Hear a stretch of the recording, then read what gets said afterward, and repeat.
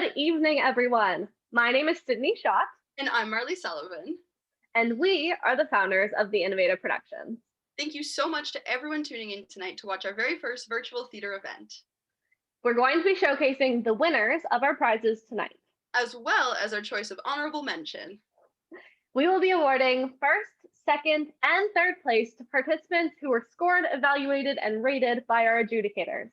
Our first place winner will be receiving a leading role in an episode of our theater podcast, House Lights Out, as well as free entry into our upcoming 48-hour theater challenge and a free ticket to watch the showcase. Our first place winner will also receive a free one-on-one coaching session with Sydney and I, who are the owners of the Innovative Productions acting studio. And lastly, they will receive a shout out on our Instagram, Facebook, newsletter, and their monologue will be here on YouTube for future viewing. Our runner-up will also be receiving free entry into our upcoming 48-hour theater challenge and a free ticket to watch the showcase, as well as a supporting role in our podcast, House Lights Out. And their monologue will be posted right here on our YouTube for future viewing. And last but not least, the third place contestant will also receive free entry into the upcoming 48-hour theater challenge and a free ticket to watch the showcase. And you guessed it, their monologue will be right here on YouTube for future viewing. Although our 4 adjudicators evaluated and selected first, second, and third place today, Marley and I went through the submissions as well and selected our honorable mention for the night, who will also get their monologue posted here on our YouTube channel. Thank you to everyone who submitted to our first monologue slam. And without further ado, it's time to meet our adjudicators of the night. Hey everyone! My name is Lucy Sanci. I'm Alten Wilmot. I'm Julian Lam. I'm Piper J. Distel. And welcome to the very first virtual premiere of Center Stage Monologue Slam. Tonight's event is going to be hosted by the Innovative Productions, a new theater and media production company in the Waterloo region that's focused on creating a safe and inclusive environment for all ages. I am going to be one of your 4 adjudicators and hosts for tonight. I am a 23-year-old biracial multidisciplinary artist from Cambridge, Ontario.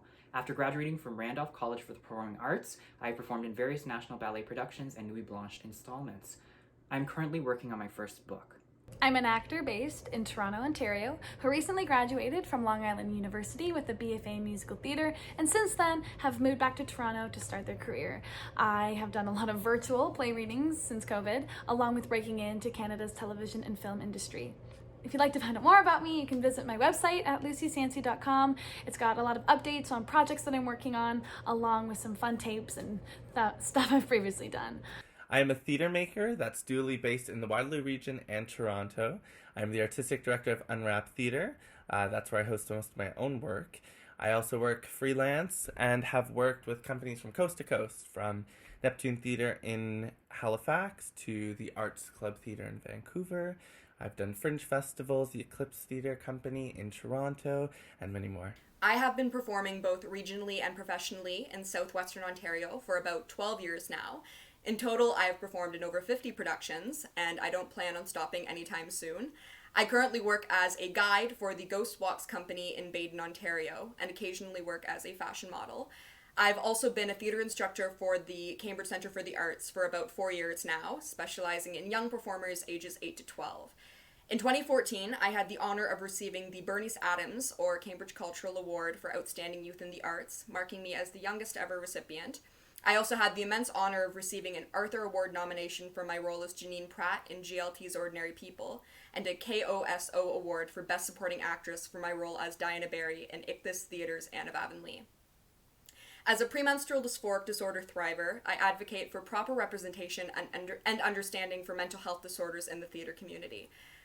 Currently, I work as head of social media and marketing for the young adult theater company Penny and Pound Theater Productions, and I'm currently heading the June Spotlight campaign, which highlights up-and-coming LGBTQ2SIA+ performers in the KW area and beyond. Coming up, I have the honor of playing Jo March in Penny and Pound's production of Little Women, alongside IP co-founder and my dear friend Sydney Schott, who's playing Meg March. As well, I will be taking on the role of Babette in Playful Fox's production of Disney's Beauty and the Beast, which debuts this August. Good luck to all of the contestants, and this is so exciting. The 5 categories of which our adjudicators scored each monologue in was choice of monologue, sound, point of view, strong choices, and if they had fun. Finally, what we've all been waiting for. And the honorable mention for tonight is... There was There was a girl who could only live on lemonade. Her parents were really old and rubbish. They kept giving it to her till the point where she couldn't have anything else. Well, they were really nice. They only gave it to her because they really liked her. I can't decide that bit, but she could only live on lemonade. She didn't have lemonade. She died. Their parents were going to die soon too because they had something wrong. Like their blood was blue or something like that. She had a brother. But he was really stupid, so no one really cared about him. They just wanted their little girl to live. The only problem is, no one thought about her brother. She was in a bottle. He was on his own. No one thought about him. They just left him. So he sat by her brother. He sat by her in the bottle. And because lemonade had cured her eyesight, she could see him clearly through the sides, even though the glass was as thick as his skull. Because it was the countryside. There was nothing for him to eat, or nothing for him to buy. There was no one looking after him. And because he was a bit stupid, he couldn't really look after himself either. And it kept on raining, so he was getting a bit rusty and he was starving. She could see that. She was having an amazing time in the lemonade, but she knew she had to help it. So she swam to the surface, but she couldn't get out.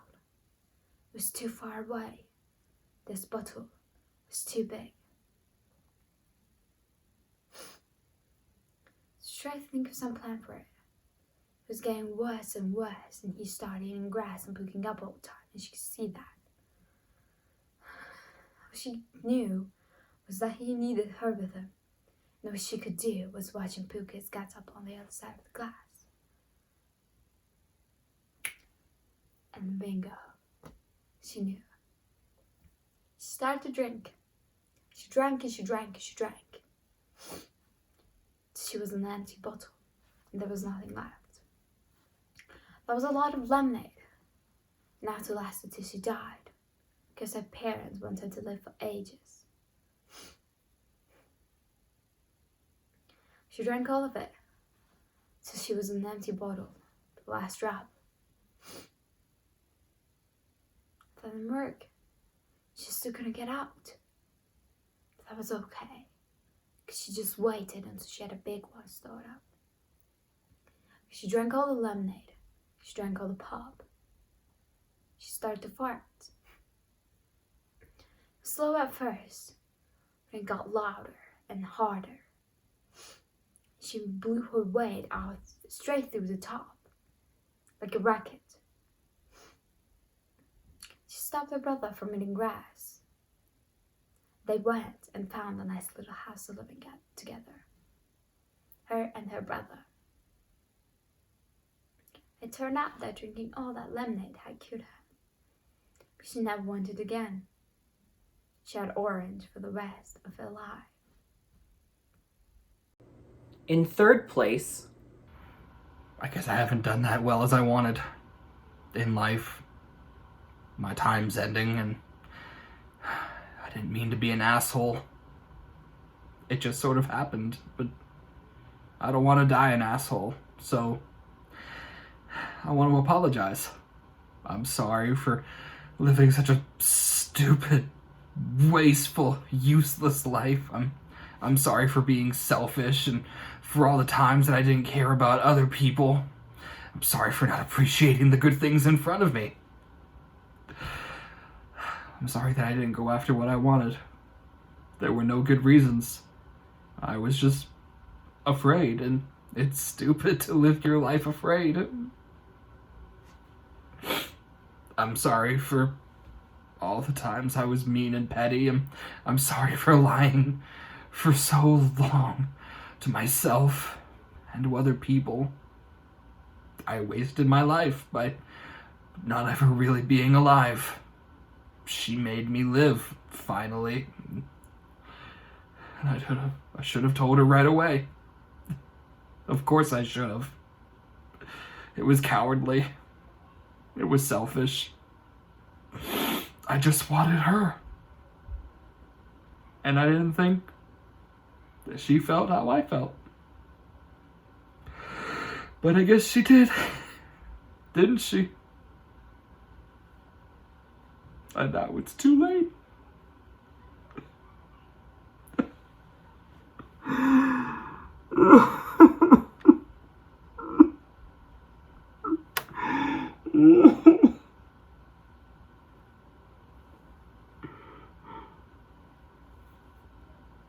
In second place, So, okay, like, the Haitians need to come to America, but some people are all, what about the strain on our resources? And it's like, when I had this garden party for my father's birthday, and it's all catered, I said RSVP because it's a sit down dinner, okay? People come that, like, didn't RSVP, and I'm bugging.